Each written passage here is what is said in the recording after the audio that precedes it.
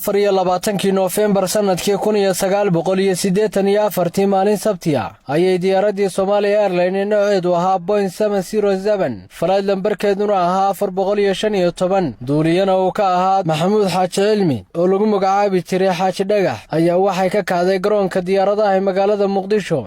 iyadoo ku sii jeeday Jidda Saudi Arabia laakiin se ku sii hakan lahayd magaalada Berbera haddaba diyaaradaasi ayay markay 30 daqiiqo hawada ku jirtay ayaa waxa xoog kula wareegay 3 nin oo naftoodu rayaal ahaa ugu horeyna waxa shirka diyaaradda laga hago si xooga ku galay Caawil Cadami Burhani oo dharka ciidamada markaasi ku labisnaa laakiin waxa isku martay gabadh shaqaalaha diyaaradda ka mid ahayd oo la oran jiray Sucaad Maxamed intii uu gabadha iska furfurayay ayaa waxa soo gaadhay nin kale oo ka tirsanaa shaqaalaha amniga diyaaradda markaasi ayuu Caawil Cadami inta uu baastoolad la soo baxay ku dhuftay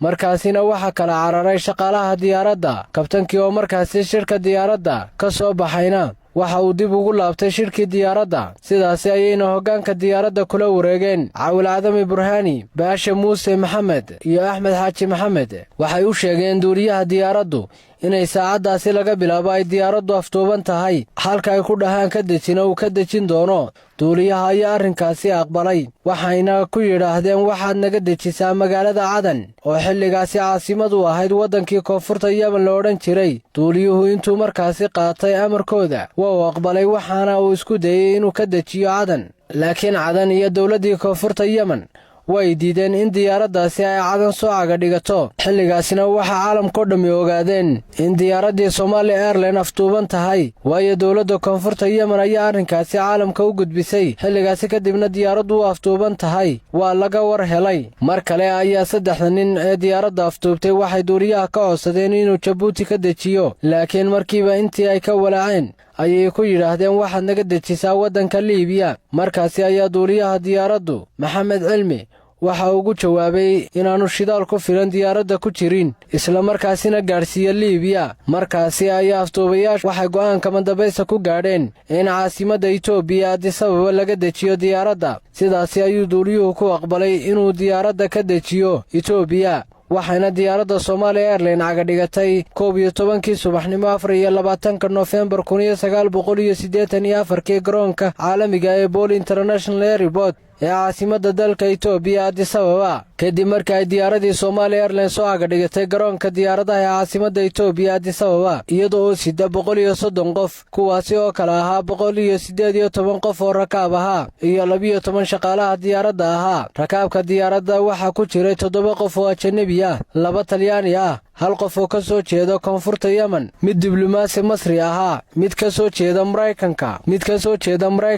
iyo mid ka soo jeeda waqooyiga Yemen waxayna isla maalintaasi oo Sabti ahayd kuna beegneed 24 Noofembar 1984 wada hadal u furmay dawladda Itoobiya iyo afduubayaashii diyaaradda afduubayaasha ayaa ugu horeyn ogolaaday inay sii daayaan 15 dumar iyo 4 carruur oo diyaaradda saarnaa iyo waliba 3 qof oo shaqaalihii diyaaradda ka mid ahaa oo mid ka midii uu dhaawac ahaa afduubayaasha oo u hadlay hogaamiyahoodii Caawil Cadami Burhani waxa uu dalbaday in dilka lagu filinayo Beritoole oo ahayd 25 Noofembar maalin Axada 1984 ardaya oo ku xidhnaa jeelka Mandheera la joojiyo iyo in maxaabiis u xidhnaa arrimo siyaasadeed oo 14 qof ahaa la sii daayo loona gudbiyo waddanka Djibouti Cadami waxa uu si cad ugu sheegay afhayeenka wasaaradda arrimaha dibadda Itoobiya haddii ardaydaasi berri la laayo inuu isna midhmidh u toogan doono madaxda dawladda Soomaaliya ka tirsan ee saarnay diyaaradda kuwaasi oo ka mid ahaa barasaabkii gobolka Hargeysa ee xilligaasi Ibrahim Cabdi Muuse Afgaab iyo inuu diyaaradda qarxin doono berrito dhibtii ugu weyneed ee jirtay xilligaasi waxay ahayd in dawladda Itoobiya iyo Soomaaliya wax xidhiidh ah oo diblomaasiyadeed oo toosi aanu ka dhaxayn markaasi waxa dhacay in dawladda Talyaaniga oo 2 nin diyaaradda ka saarnaayeen ay soo dhex gasho arrinka iyadoo safiirkeedii magaalada Addis Ababa u joogay u xil saartay inuu arrinkaasi galo arrinkiina waxa uu noqday in afduubayaashu waxay dalbadeen loo gudbiyo dawladda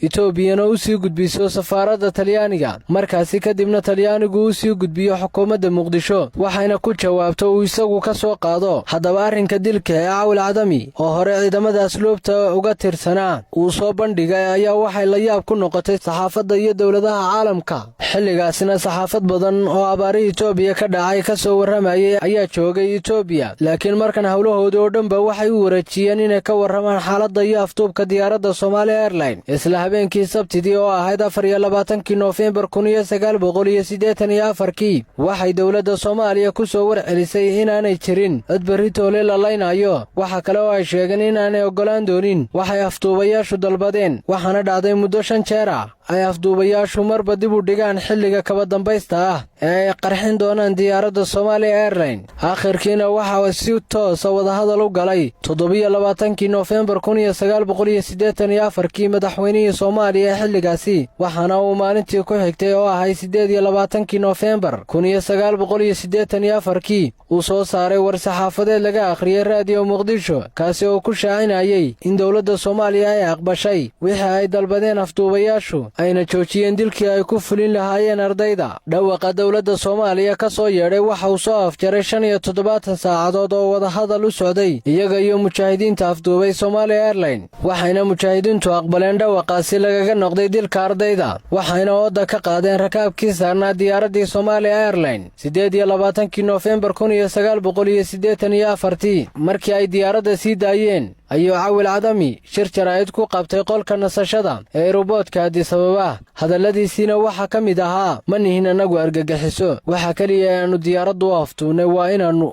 badbaadinno walaalahayo. Cawil Cadami isagoo hadalkiisa sii wata dhoolla cadaynayana kana hadlaya baqdinta haysay madaxdii Soomaalida ee diyaaradda saarnay siiba barasaabka Hargeysa Afgaab ayaa waxa uu yidhi: aad ayuu cabsoonayay Afgaab oo hin ayuu ku waashay, waxaana uu haystay inaan dilayno, laakiin waxaanu sheegnay inaanan dilayn. sidaas ayay dowladda Itoobiya magangelyo ku siisay Cawil Cadami iyo 4 nin oo la socday.